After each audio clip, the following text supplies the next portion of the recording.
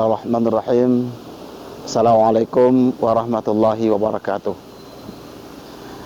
Alhamdulillahilladzi ja'alal Qur'an hudal linnas wa bayyinatin minal hudal furqan. Asyhadu an la ilaha illallah wahdahu la syarikalah wa asyhadu anna sayyidana wa nabiyyana Muhammadan abduhu wa rasuluh sallallahu alaihi wasallam la nabiyya ba'da ila yaumil qiyamah ma ba'd. Rabbi shrah li sadri wa yassir li amri wahlul 'uqdatam min lisani yafqahu qawli.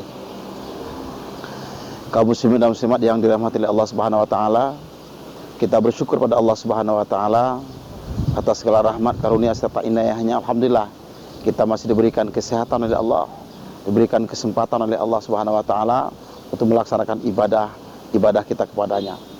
Mudah-mudahan ibadah kita terutama dalam Ramadan diterima oleh Allah Subhanahu wa taala dan seluruh dosa-dosa kita diampuni oleh Allah Subhanahu wa taala. Salam kita mohon pada Allah disampaikan kepada Nabi besar Muhammad sallallahu alaihi wasallam. Allahumma shalli ala sayyidina Muhammad, dan senantiasa insyaallah kita membaca salawat kepada Rasulullah sallallahu alaihi wasallam, nanti kita akan memperoleh syafaat daripada beliau. Kaum muslimin rahimakumullah, alhamdulillah dengan tidak terasa kita hari ini sudah memasuki hari yang ke-16 kita melaksanakan ibadah Ramadan. Berarti nanti malam 17 Ramadan, dan insyaallah umat Islam bergembira karena kita memperingati nuzul Quran.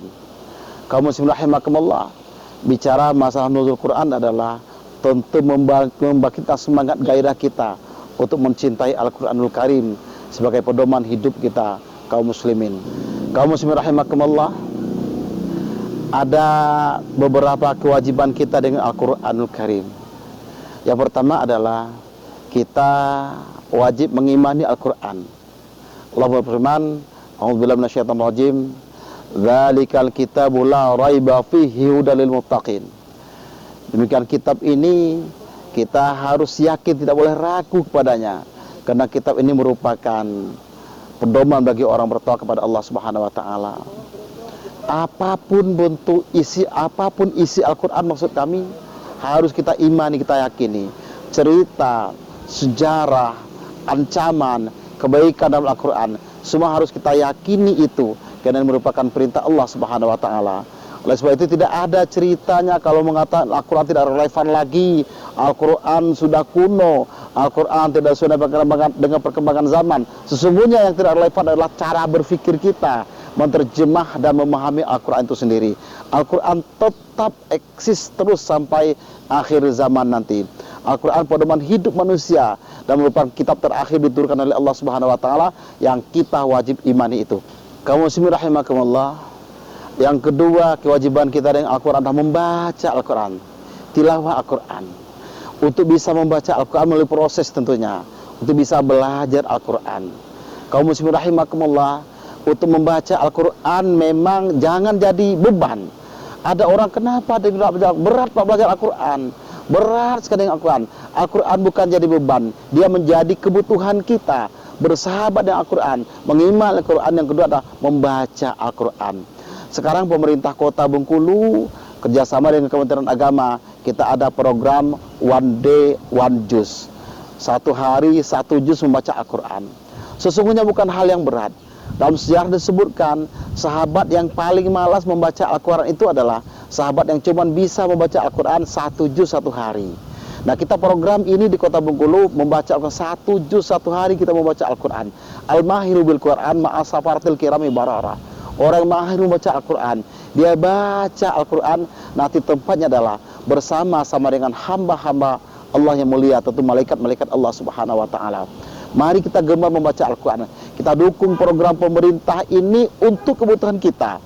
Pertimbangannya adalah Pak Wali menyampaikan luar biasa, karena banyak musibah, banyak hal-hal yang membuat kita tidak nyaman, banyak hal-hal membuat generasi kita tidak nyaman, banyak membuat banyak hal membuat orang tua tidak nyaman dengan perkembangan anaknya.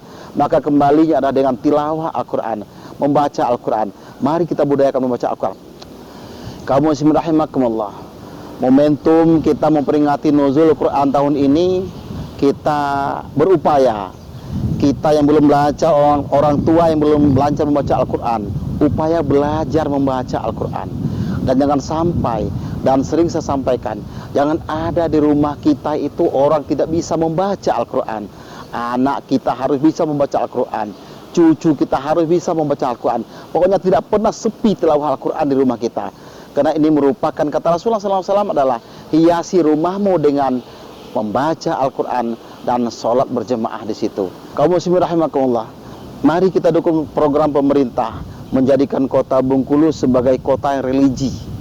Awalnya adalah dimulai dengan membaca Al-Quran, belajar Al-Quran, membaca Al-Quran. Pada akhirnya nanti kita mentadabburkan Al-Quran, dan perilaku kita adalah perilaku Qurani. Menjadi kota Bengkulu kota yang aman, kota yang nyaman, kota yang penuh dengan kegiatan agama. Di kota ini adalah tempat berdiamnya kaum muslimin dalam bentuk nyaman dan bisa melaksanakan ibadah dengan baik kepada Allah Subhanahu wa taala. Kaum muslimin rahimakumullah, bagian akhir daripada ceramah singkat ini, sekali lagi kami mengajak, mari kita mendukung program pemerintah untuk melakukan kota Bengkulu kota religi, dengan dimulai kita belajar membaca Al-Quran, mentadabbur Al-Quran, dan pada akhirnya melaksanakan perintah-perintah Al-Quran. Semoga kita diberkahi oleh Allah Subhanahu wa taala, kita diberikan kesehatan oleh Allah Subhanahu wa taala, dan kita bisa menyelesaikan ibadah Ramadan kita pada tahun ini dengan baik.